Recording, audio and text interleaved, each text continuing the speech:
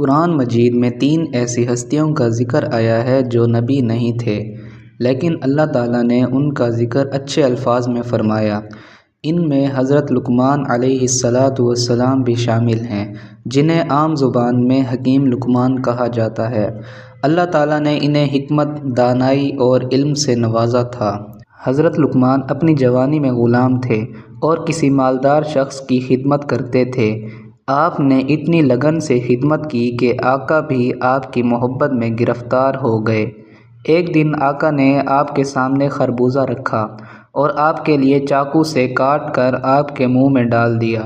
حضرت لقمان خوش ہو کر خربوزہ کھانے لگے، حالانکہ آخر میں آقا نے خود کھانے کی کوشش کی تو وہ زہر جتنا کڑوا نکلا۔ آقا نے حیرانی سے پوچھا کہ آپ نے کیوں مزے لے کر کھایا؟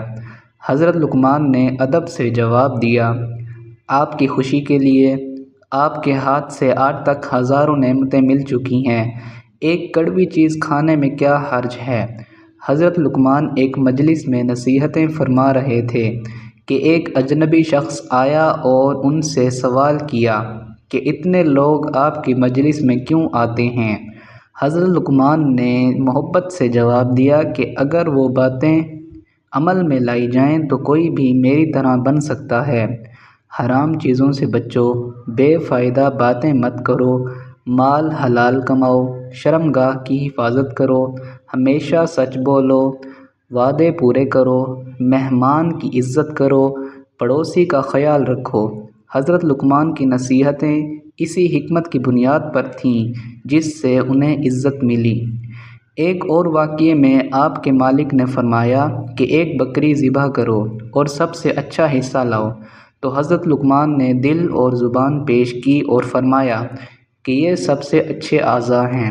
پھر جب بکری کا سب سے برا حصہ مانگا تو انہوں نے پھر دل اور زبان پیش کی، کیونکہ یہ اعضاء اگر درست ہوں تو سب سے اچھے ہیں اور اگر خراب ہوں تو سب سے برے۔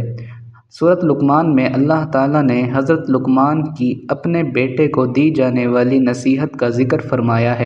نصیحت میں یہ شامل ہے کہ اللہ کے ساتھ کسی کو شریک نہ ٹھہراؤ، والدین کے ساتھ حسن سلوک کرو، نماز پابندی سے پڑھو، اچھا کام کرو اور برے کام سے رکو، صبر کرو، مغرور نہ بنو، اپنی زبان پر کنٹرول رکھو، زمین پر عرش نہ دکھاؤ۔ حضرت لقمان علیہ السلام کی عمر بھر کی زندگی حکمت اور نصیحتوں سے بھرپور رہی اور آپ کی قبر رملہ کے قریب قرار دی گئی۔